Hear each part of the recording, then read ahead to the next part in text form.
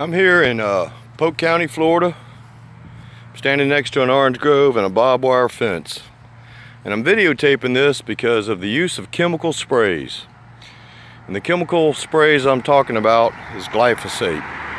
They sprayed this fence line. I mean, I see some of it has grown back, but you can kind of tell that they've been spraying this for probably years with a product they call a herbicide or an herbicide. But it contains glyphosate. And then if you notice, there's some green in between this and the orange trees. And we're looking at a dead orange tree. And then other orange trees that are, you might as well call them dead. And then you can see down here where they've actually removed the trees, but you can see the deadness in that strip. And I guarantee you, they're spraying underneath our orange trees with glyphosate. Well, it says right on the warning label not to spray under the drip line of a tree.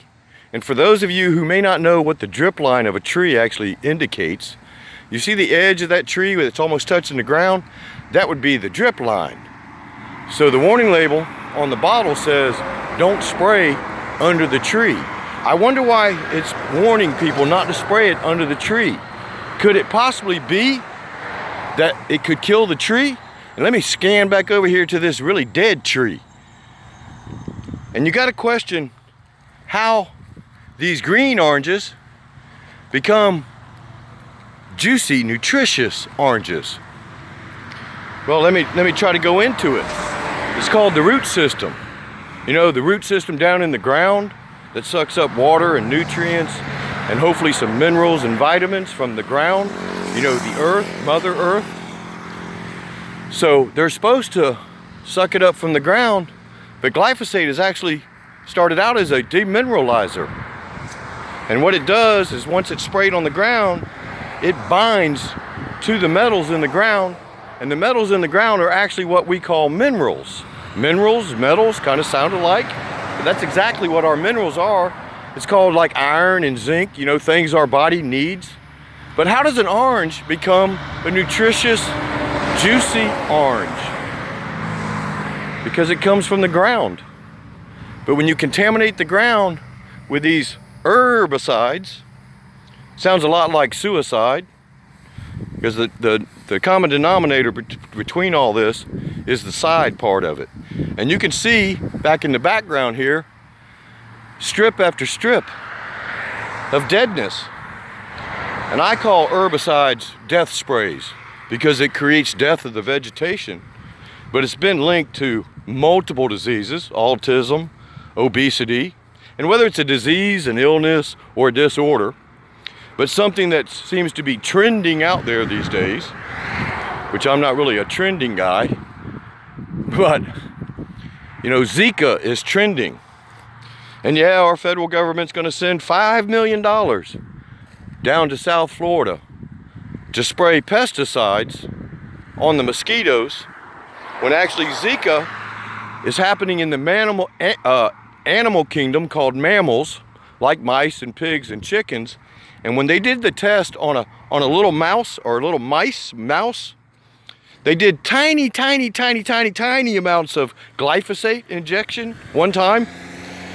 And when that female mouse, when her offspring was born, they were born with the same malformation of the head as these babies are being born with. And I just wonder, could it be the glyphosate? Because that's what they shot the mouse with. And you can see these orange groves are all over this state. We are known, you know, if you look at our license plate, it's got an orange on it because we've been producing oranges forever. But you see the deadness in these trees. And I'm sure our federal government's gonna give the orange grove people money because they're losing money on their crop, when they actually, in my opinion, killed their own trees, killed their own money source. As well as when you contaminate the ground, which is the filter for all of our water, because I don't care if you're on city water, county water, or whose water, your private well, it all comes from the ground. And if we continue to chemically treat the ground, because they do it for cost, they say it's cost effective. Well, yeah, it does cost. I mean, the chemical cost. But they say they can't afford to hire people, you know, employ America. They can't afford to hire people to pull these weeds or disc them in. So it's cost effective to spray a chemical spray on it. And then we think about, what is it? Bipolar. I believe that's a chemical imbalance in the brain. Well, how does your brain become chemically imbalanced? Could it be what we're looking at right here? All these chemicals? And I'm gonna get down to an area that undoubtedly the trees died in a big clump. And it's gonna show a little bit more of the stripping, you know, the dead strips that were where the trees were. Well, they sprayed it under the drip line of the tree and then wonder why the tree can't produce oranges anymore. And you're also not supposed to spray along a hedgerow.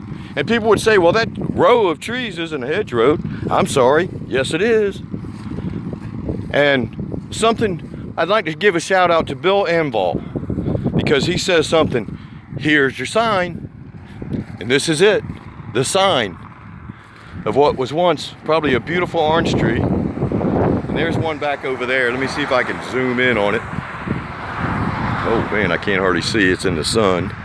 But there's a dead tree over there. Hopefully I'm getting it in this camera. But it's really sad that we do these things claiming it's cost effective. And it comes at a cost. And the effect of it is going to be very, very long term. Our health does matter. And this stuff is killing us because it's linked to autism, diabetes, obesity, Alzheimer's, dementia, and a number of others, liver and kidney problems, intestinal problems, gut problems. And as far as bipolar, chemical imbalances in the brain, you know, I don't think they've scientifically linked it to it. And let me disclose, I am not a scientist, I'm not a doctor, you know, I don't have an alphabet behind my name, and I don't have a BS degree either. So we'll just call me Mitch Allen, ABC XYZ. So I'm Mitch Allen with the WeCan.me Facebook page. It's a community page, and I welcome you to come visit the page. Hopefully you'll join in the conversation, because with the conversation is how we find the solutions. You can also find me on Facebook. It's Mitch Allen Green Turf Solutions. I'm really big on seeing a problem, addressing it, and getting to a solution. So thanks again for listening. Please visit WeCan.me on Facebook. My profile picture is the picture of the earth with the little people holding hands around it. I really want to unite we the people once again, so that we can get back around to by the people. Because if we'll step up, we can do something about these types of things. Thanks again, and may God bless us all, and hopefully he'll bless this country once again. Have a great day.